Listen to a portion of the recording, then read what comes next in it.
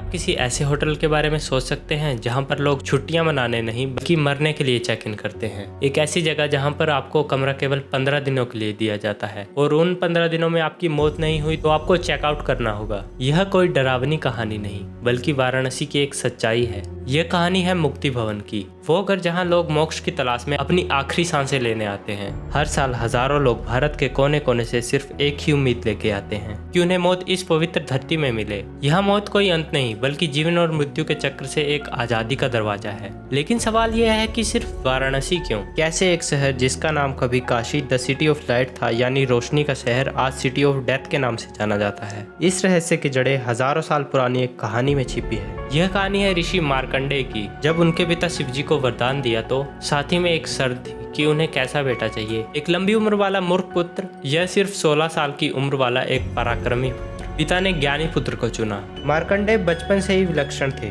और समय के साथ साथ महादेव के परम भक्त भी बन गए। उन्हें पता था कि उनकी मृत्यु 16 साल की उम्र में ही हो जाएगी। जब वो दिन आया तो यमराज के दूत उन्हें लेने पहुंचे, लेकिन मार्कंडेय गहरी तपस्या में लीन थे और उन्होंने शिवलिंग को कसकर पकड़ रखा था। यमदूतों की शक्ति एक शिव भक्त के आगे हार गई। यह देखकर स्वयं मृत्यु के देवता को आना पड़ा। उन्होंने अपना पास मार्कंडेय की ओर फेंका, लेकिन उस फंदे ने ऋषि के साथ साथ उस शिवलिंग को भी जकड़ लिया। बस यही वो पल था जब महादेव का तीसरा नेत्र खुल गया। क्रोधित शिव वहां प्रकट हुए और अपनी भक्त के रक्षा के लिए अपने त्रिशूल से उन्होंने यमराज का वध कर दिया। मृत्यु स्वयं पराजित हो गई। मार्कंडेय को अमरता का वरदान मिला। लेकिन फिर एक नई समस्या खड़ी हो गई। यमराज के बिना किसी की भी मृत्यु नहीं हो रही थी, जिससे राक्षसों और पापियों का आतंक बढ़ गया था।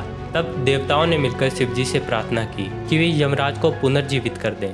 शिवजी मान गए, लेकिन 2 शर्तों पे कि मार्कंडेय को कोई हानि नहीं होनी चाहिए और आज के बाद यमराज और उनके दूत काशी में प्रवेश नहीं कर सकेंगे। शिवजी ने स्वयं मृत्यु को काशी में आने से रोक दिया था और यही वो वरदान है जिसके कारण माना जाता है कि जो भी काशी में देह त्यागता है उसकी आत्मा यमलोक नहीं जाती, उसका जीवन और मृत्यु का चक्र समाप्त हो जाता है और उसे सीधा मोक्ष मिलता है। लेकिन कलयुग में पापियों ने इसका गलत फायदा उठाना शुरू कर दिया था। बड़े बड़े पापी यह सोचकर काशी में बसने लगे कि यहाँ मरने से उनके सारे कर्म धुल जाएंगे और उन्हें यमलोक का दंड नहीं भोगना पड़ेगा। जब धरती पर अराजकता की सीमा लांघ गई, तब इस अंधेरे को मिटाने के लिए प्रकट हुए काल भैरव। काल भैरव महादेव का सबसे भयानक रूप है। उन्हें काशी का कोतवाल भी कहा जाता है। अगर आपने जीवन में पाप किए हैं और सजा से बचने के लिए आप काशी आ जाते हैं, यमराज से पहले आपका सामना होगा काल भैरव से। मृत्यु से ठीक पहले जब पूरी जिंदगी आपकी आंखों के सामने होती है, उस वक्त काल भैरव वो सजा देते हैं जो यमलोक में दी जाती है।